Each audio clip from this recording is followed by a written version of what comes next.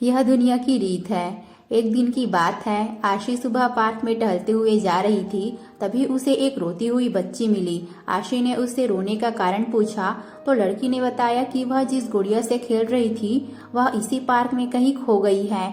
आशी ने उस बच्ची को उसकी गुड़िया ढूंढ लाने का वादा किया, जिससे वह बच्ची चुप हो गई। आशी ने गुड़िया ढूंढने के लिए समय मांगी और फिर दूसरे दिन गुड़िया लाने का वादा करके वहां से चली गई। पर गुड़िया ना तो आशी को मिली और ना ही उस बच्ची को। आशी ने गुड़िया की तरफ से एक काल्पनिक पत्र उस बच्ची को लिखी और जब वह बच्ची पार्क में गुड़िया पाने की आशा में आई तो आशी ने वह पत्र उस बच्ची को पढ़कर सुनाया।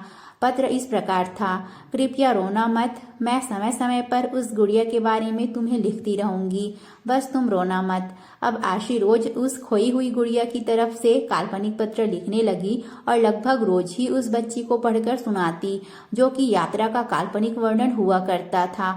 आशी के इस काल्पनिक लेकिन रोचक वर्णन ने उस बच्ची को रोने नहीं दिया। वह खुशी खुशी अपनी गुड़िया की घुमक्कड़ी के किस्से सुनाने लगी।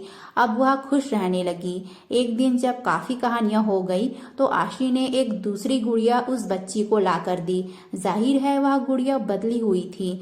उस बच्ची को अपनी खोई हुई पुरानी गुड़िया जैसी नहीं लगी, तो वह आशी की ओर देखने लगी। आशी अनजान बनते हुए गुड़िया में चिपकी एक चिट को निकालकर पढ़ने लगी।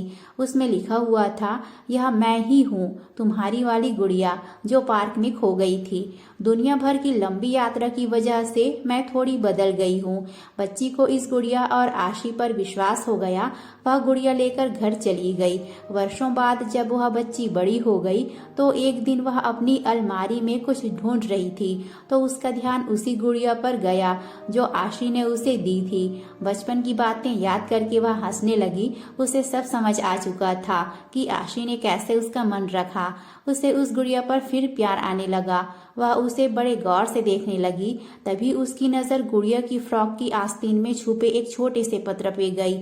उसने बड़ी व्याकुलता से वह पत्र निकाला और पढ़ने लगी।